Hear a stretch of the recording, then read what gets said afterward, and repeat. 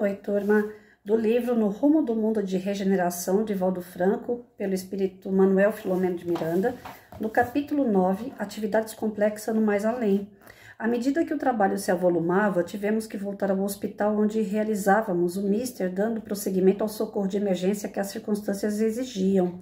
No momento em que saímos, o respeitável orientador do novo hospital veio agradecer-nos e solicitou-nos que inscrevêssemos também aquele nosocômio nas atividades espirituais de atendimento desobsessivo. Há muitos pacientes que se acompliciaram com as forças maléficas da natureza. Observávamos o vai e vem de familiares e amigos desencarnados que se vinculavam aos pacientes e chamavam-nos a atenção às interferências perniciosas dos espíritos ociosos e de outros vingadores com aspectos, confessamos, horripilantes. Já tiveram ocasião de ver essa fauna desencarnada em cemitérios nos quais muito recém-chegados eram disputados, como ocorre em qualquer feira e que se compra ou se adquire estranhos serviçais para qualquer atividade, inclusive para o hórrido crime do homicídio. Em volta, como se estivessem aguardando comparsas ou vítimas, havia um número expressivo de entidades errantes e portadoras de carantonhas apavorantes. Sob a segura direção do nosso Spinelli, mantínhamos o pensamento nos deveres que nos cumpriam executar, sem procurar qualquer tipo de explicação para a população inquieta no lugar. Nosso mentor comprometeu-se a retornar em ocasiões especiais e volvemos o nosso campo de ação. A jovem auxiliar de enfermagem, agora mais calma, preparava-se para seguir ao lar, onde ficaria algum tempo em luto pela desencarnação do irmão e do genitor. Até às 20 horas mantivemos o tempo aplicado no auxílio aos internados, os visitantes, mas também aos desencarnados que pareciam ali residir. Naquela noite havia uma reunião doutrinária no Centro Espírita, que era a instituição responsável pela programação de amor e de caridade, no horário habitual. Em razão da quarentena estabelecida pelas autoridades de saúde, não havia participantes presenciais, exceto alguns residentes da comunidade. Nada obstante, a reunião foi aberta, como habitualmente, e umas 20 pessoas que trabalhavam devotamente se encontravam perfeitamente sintonizadas com os deveres que lhes diziam respeito. O orador iria explicar o tema de estudo baseado num texto do Evangelho segundo o Espiritismo, do Allan Kardec, a respeito de um tema de grande e sempre atual importância. A felicidade não é deste mundo. Capítulo 5, item 20. Foi um momento emocionante porque, em razão das dificuldades de estarem presentes grupos de pessoas, havia-se resolvido manter as atividades da casa utilizando-se a internet, especialmente transmitindo os estudos e permitindo que um número muito significativo de pessoas interessadas no conhecimento da palavra tivesse acesso. Visivelmente inspirado, o expositor referiu-se à realidade a respeito da vida nas duas feições, a encarnada e a desencarnada, demonstrando a grandeza da imortalidade como única forma de estender-se à criação na sua profundidade e significado. Estendeu-se, apresentando conceitos ricos de experiências e de fáceis aplicações por aproximadamente 40 minutos. A seguir foi encerrado o labor e todos nos recolhemos um pouco ao ar livre para comentários entre os residentes, assim como o nosso grupo de trabalhadores desencarnados da Sociedade Espírita. Então, vejam bem, a gente que vai na casa espírita, geralmente o palestrante, o orador, ele fala assim, olha gente, a casa pode estar até vazia, né? A gente não está vendo, mas ela está lotada de espíritos desencarnados. Quando a gente vai pelas primeiras vezes e a gente escuta isso, a gente fala, meu Deus, esse homem é doido. Não tem ninguém sentado aqui, não tem ninguém sentado aqui, não tem ninguém sentado atrás, como é que ele está vendo gente aqui, né? Na real, o centro espírita, ele é um pronto-socorro. Se ele é um pronto-socorro de espíritos, seja encarnados ou desencarnados. Então, vão ali seres que precisam de auxílio. Todos nós, ou quase todos, chegamos a um centro espírita através do quê? Da dor. Não foi pelo amor, vai pela dor. A gente vai para se instruir, para ter algumas respostas, para ter algum auxílio, para ter uma palavra amiga, para ter alguma força para dar continuidade à nossa jornada. Então, nada mais certo do que receber os amigos desencarnados, ainda mais nessa situação de pandemia. Os centros espíritas, eles pararam de fazer as palestras ao vivo ali, no físico, mas eles deram continuidade na parte virtual, né? Grande parte dos centros E igrejas, tanto evangélica como a católica, eles deram um jeito de chegar nas mídias, né, na rede social, para que não abandonasse o seu povo, para que não abandonasse as pessoas que precisam de auxílio, essas encarnadas. Mas os desencarnados, eles precisavam ir aonde? No centro. Não ia ser pela rede virtual.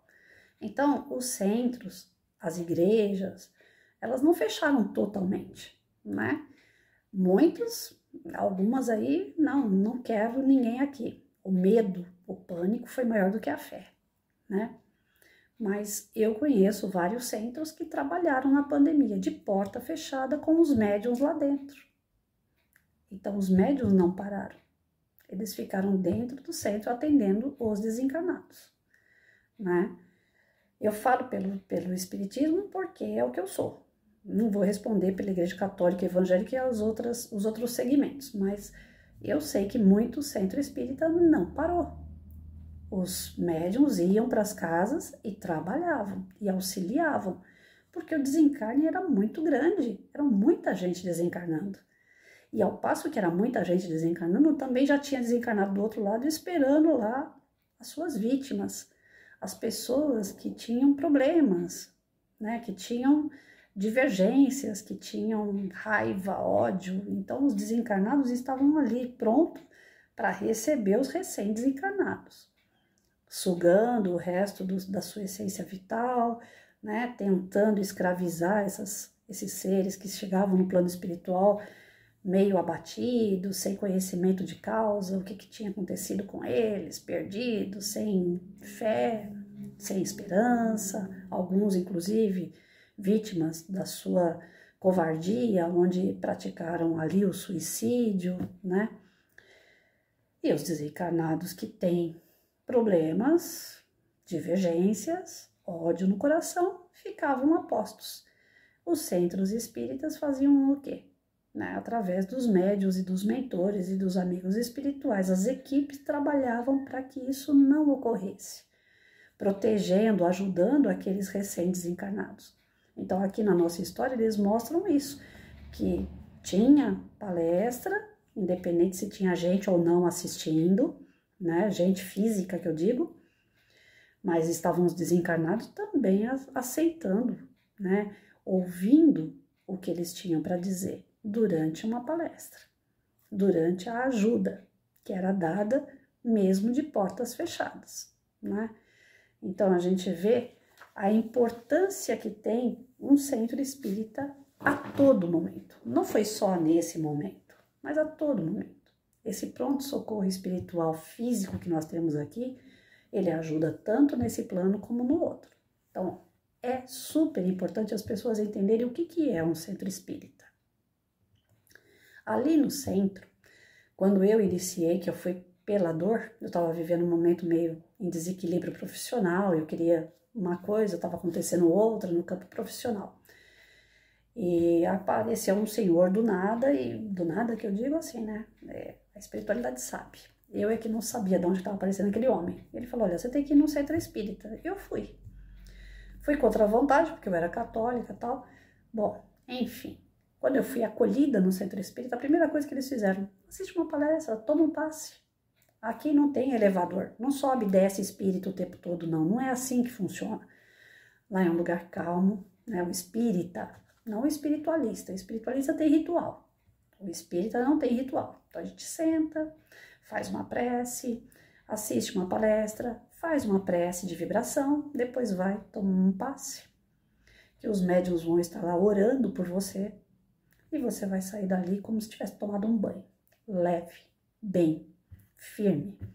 Se você conseguir manter o teu pensamento firme, aquele passe vai durar a semana inteira, até você chegar numa próxima reunião. Se você chegar na esquina do centro e começar a falar mal de uma pessoa, você começar a reclamar de outra coisa, e começa a se lamentar, o passe vai embora na mesma hora. Porque o passe é uma energia boa, mas ele gasta. À medida que você começa a pensar e a agir negativamente, o teu passe, a tua energia vai embora. Então, para você manter aquela boa energia, você tem que manter bons pensamentos, uma boa postura, né? Pensar, agir, falar ouvir coisas boas. Depois que eu passei dessa fase de palestra, de tomar passe, a curiosidade era grande, eu falei, não, vou começar a estudar. Comecei a estudar e nos estudos, cada grupo que eu entrava, eu aprendia mais e mais sobre a minha vida. Eu não queria aprender sobre o universo, sobre como que nasceu tudo, eu queria aprender de mim. Eu queria entender o que acontece com a Patrícia. Quem foi, quem deixa de ser, também não me interessa. Eu quero saber quem eu sou e o que eu posso fazer, para que eu tô aqui. Essa era a minha principal preocupação. Porque eu venho da católica onde você morre e acaba tudo. Então, qual é o sentido que tinha de nascer, crescer, desenvolver e depois morrer? Isso não entrava na minha cabeça. Eu falava, ué, mas tem que ter um sentido maior a vida. Porque se for para fazer tudo e ao mesmo tempo não tem nada, né? Aí chega no centro espírita e fala, tudo é emprestado. Aí eu que não entendia nada mesmo. Eu falei, ué, se nada aqui é meu, então o que eu tô fazendo aqui? Pra que eu tô lutando tanto para trabalhar, ganhar meu dinheiro, se nada é meu? Depois, com o passar do tempo, eu fui entendendo. Nós estamos aqui, mas aqui não é o nosso lugar. E à medida que você vai estudando e vai criando essa consciência que aqui não é o nosso lugar, que aqui tudo é passageiro de verdade, que até o teu pai não é teu pai, é teu irmão de jornada, que o teu filho não é teu filho, é teu irmão de jornada, né? Que são empréstimos de Deus para você viver papéis e crescer com esses papéis. Você faz papel. É um grande teatro tudo isso. E nos papéis que Deus te dá, você vai desenvolvendo habilidades, vai desenvolvendo valores, princípios que vão fazendo o teu ser, o teu íntimo, o teu espírito desenvolver de tal forma que, conforme você vai entendendo isso, gera na gente uma alegria tão grande, porque fala, meu Deus, eu sou saudosista, né, que nem eu acabei de falar no Palavras de Vida Eterna, eu falo aqui também, sou muito saudosista, eu gosto de ficar olhando para o passado, que é uma beleza. Eu olho para trás assim e falo, meu Deus, que vergonha, Patrícia. Eu nem cheguei no plano espiritual para sentir vergonha. Eu já estou sentindo agora, porque a gente vai criando consciência de algumas coisas e a gente olha para trás e fala, meu Deus, eu não acredito que eu fui capaz de fazer isso. Por que eu fui fazer isso? Por que eu deixei isso acontecer? Não de forma a julgar, condenar, me culpar, não. Mas aquela vergonha boa, né? Do tipo assim, eu fiz, eu tenho que me vigiar, porque eu não posso cair nesse erro de novo. Quando chegar a prova, eu tenho que passar. Eu vou estudar, para quando chegar o momento da minha prova, eu passar. Eu não quero repetir de novo, eu não quero ser reprovado novamente. Porque se você olhar para o passado, os testes, eles são muito parecidos, gente. Vem teste em cima de teste parecido, pra gente passar. E a gente é reprovado, porque chega ali a gente comete o mesmo erro. A gente falha no mesmo ponto. E o pior ponto que a gente falha é não entender que nós somos únicos. Nós somos seres individuais.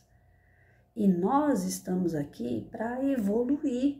Não é para se apegar à matéria, às coisas, os bens materiais, às pessoas. A gente não está aqui para se apegar a ninguém. A gente pode gostar, a gente pode amar, a gente pode cuidar. Mas não é para se apegar. Porque nada e nem ninguém é nosso. E quando a gente tem essa consciência, aí não acontece essas obsessões que o livro está falando. Aqui acontecem essas obsessões dessas pessoas, esses espíritos desencarnados ficarem do outro lado, de braços cruzados, esperando a gente desencarnar para catar a gente, porque eles são apegados. É triste demais a obsessão. É triste demais. Porque são seres que ficaram retidos ali na dor, no sofrimento que nós causamos a eles. Tudo bem, nós merecemos passar por esse aperto, porque a gente fez por onde. Mas o ser que está passando por isso, ele sofre tanto. Eu vou ficar aqui, não vejo a hora de chegar aqui e a gente vai acertar nossas contas. Ou então eu vou ficar andando atrás dele, vou ficar perturbando ele para acertar as contas. Isso é apego. Então, quando você frequenta o centro espírita, você vai entendendo, através dos estudos espíritas, que não existe nada e nem ninguém que é nosso. Acabou, acabou. Fez você sofrer? Vai ver que é alguma dívida do passado. Pensa assim. Eu tô pensando assim. Tudo aquilo que me faz mal, eu falo, tô pagando. Eu não fui boa coisa no passado. Eu tenho certeza que eu fui o cão chupando manga, então agora tô pagando. Eu prefiro pensar que a culpa ainda é minha. Mas não, eu já falei, não no sentido de eu vou ser agora bode expiatório e eu vou me culpar e me condenar. Não, não é nesse sentido pesado. É até no sentido brincalhão, né? Tudo que me acontece que não é a meu favor, eu falo, eu tô devendo e pago, né, senhor? Fazer o quê? Eu levo na esportiva, hoje, né? Há meses atrás vocês não iam me ouvir falar assim, porque são coisas que eu fui na prova de novo, eu fui reprovado outra vez para eu poder aprender. E vamos esperar a próxima prova para ver se eu aprendi. Por enquanto não chegou, né? Mas dentro daquilo que eu estou entendendo no Espiritismo, é isso.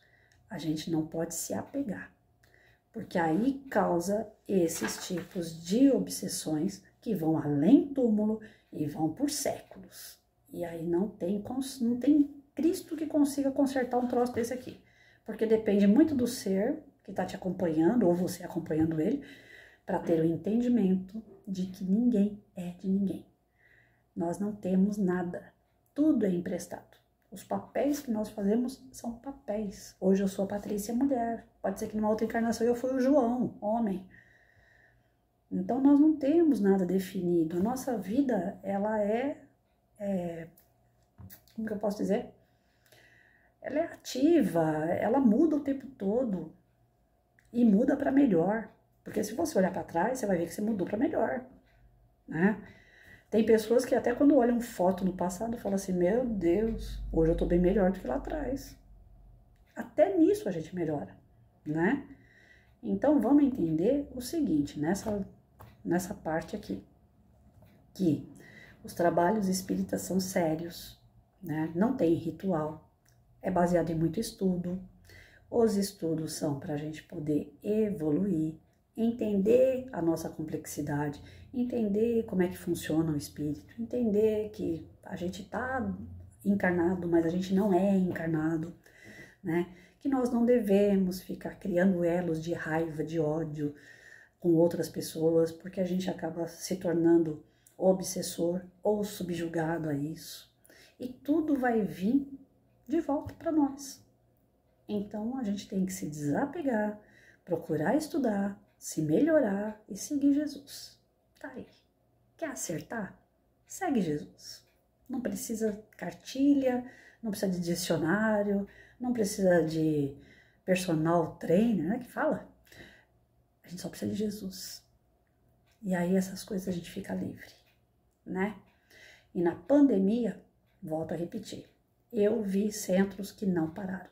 Não teve as sessões com a população, com as pessoas, mas os médiuns estavam ali, trabalhando a espiritualidade.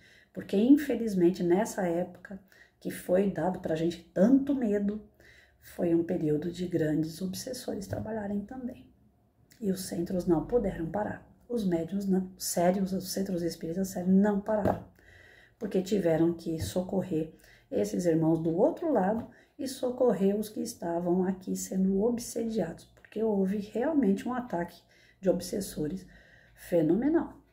Toda vez que os nossos padrão vibratório vão baixando, os obsessores vão se aproveitando. Então, que a gente fique atento quanto a isso, né? Para que sirva de exemplo, que sirva de lição, para a gente não se deixar levar nem pelo medo, nem por situações desagradáveis, onde a gente fica com padrão vibratório baixo, dando margem para esses inimigos que a gente não sabe de quando e como nós criamos. Graças a Deus é dado para a gente o esquecimento, porque se a gente soubesse o que a gente aprontou, a gente ia ver que de vítima a gente não tem nada, né? Então ainda bem que a gente ainda se coloca na situação do cordeirinho, do coitado que está sendo bombardeado. Ainda bem. Porque se a gente visse lá atrás o que a gente já fez, gente, pelo amor de Deus, a gente ia endoidecer, né? Então, que a gente aproveite aí essas lições, refletir sobre elas, né? E vamos aproveitar a segundona, vamos manter nosso padrão elevado, né? Vamos fazer nossas orações, pratiquem o evangelho no lar, é muito importante, independente de religião.